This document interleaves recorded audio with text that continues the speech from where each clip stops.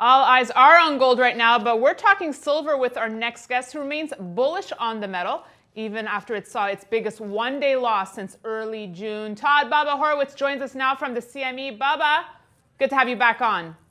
And Daniela, always great to be on with you. So let's look at silver, taking a cue from gold, trading at levels last seen in late June. Are you concerned here, Bubba?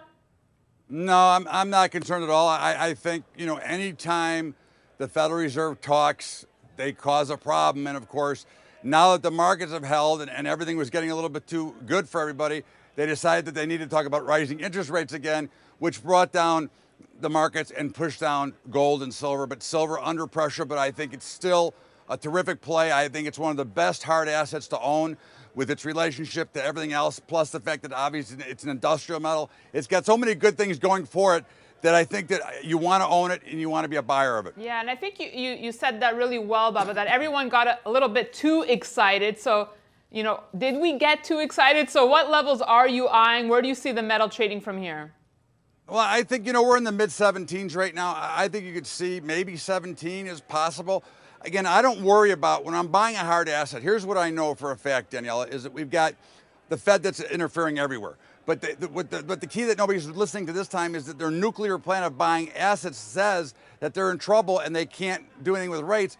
But not only that, I think they may even go to negative rates before it's all said and done. If they do that, it's going to be a big boom for silver. But under any circumstances, if the economy improves, silver gets help from the other side, from the industrial side. And it's still a good hard asset to own. So there's no reason not to own silver, and there's no reason even to buy now. And again, what I always like to tell everybody, if you're going to buy some, buy 25% of what you're willing to buy, and if it goes lower, you can buy some more. But I think 17 would be a real solid level if it does even go that low.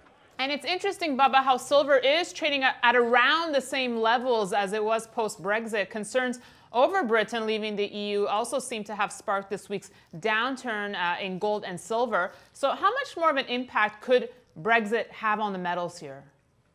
I don't think it will have much impact at all. I think, seriously, the number one impact is always what's happening here, because more of the money is flowing here, more of the money is controlled by the Federal Reserve, and that's where the real issue comes in. And I think what you saw, Danielle, is I think you saw an overdone market.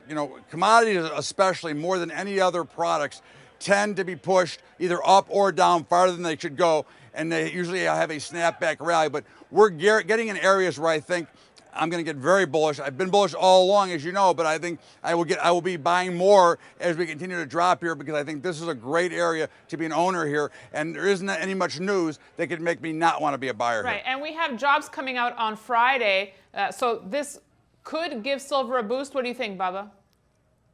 It could. I mean, if you look at the warped sense of the street, which is if it's a bad number, then the Fed's not going to do anything, so the markets will rally. I think that overall, that you've so much bad information that's now floating around that we're going to see that the jobs number will probably be a nice move for gold and silver, because I think they're pushing them down in anticipation of something. And typically, they're going to be the expectations. Even if they meet expectations, we should see a spring back rally. So under any circumstances, I would look for them to rally off of the jobs number. Bubba, thanks so much for joining us. Thank you, Daniela. And thank you for watching this edition of Kitco's Gold Report. We'll see you tomorrow.